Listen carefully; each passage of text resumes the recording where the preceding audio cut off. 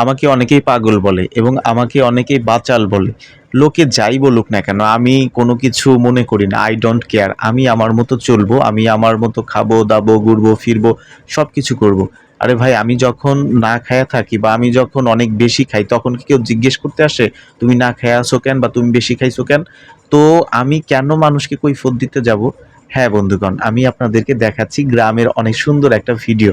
আপনারা স্ক্রিনে যে ভিউটি দেখতে পাচ্ছেন কেমন লাগছে অবশ্যই কমেন্টস করে জানাবেন। এবং একটু আগেই আপনাদেরকে যে একটা গাছের ফল দেখালাম, সেই ফলটার নাম কি আমরা সবাই জানি, কিন্তু তারপরেও আপনাদেরকে বলতে বলছি কমেন্টস করে যে এই জিনিসটা কি, এবং ফলের নিচে যে একটা ফুলের মতো ধরে আছে এই ফুলটাকে কি বলা হয়। সুপ্রিয় ভালোবাসার বন্ধুগণ, এরকম গ্রামীণ পরিবেশে যখন যাব তখন কিন্তু নিজেকে হারিয়ে ফেলবো। নিজের সব ভাষা কিন্তু এখানে হারিয়ে যায়।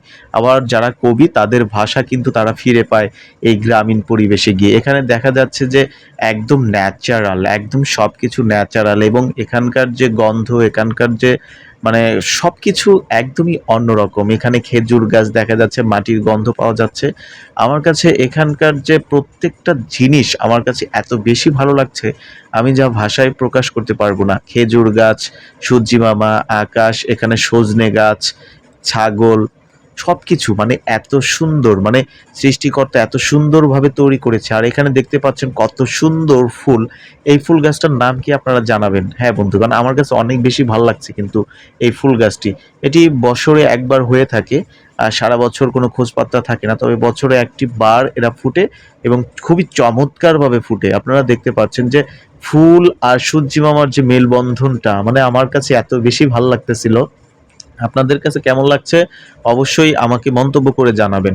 সেই সাথে আপনাদেরকে আরেকটা কথা বলে থাকি, আপনারা যদি আমার ভিডিও দেখতে চান, আপনারা যদি আমাকে সাপোর্ট করতে চান, তাহলে অবশ্যই আমার পেজটি ফলো করে আমার সাথে থাকতে হবে। আমার সাথে না থাকলে কিন্তু আমি আপনাদেরকে এই যে এত সুন্দর সুন্দর ভিউ দেখাতে পারবো না, গ্রামীণ ভিউ আপনাদেরকে দেখাতে পারবো না।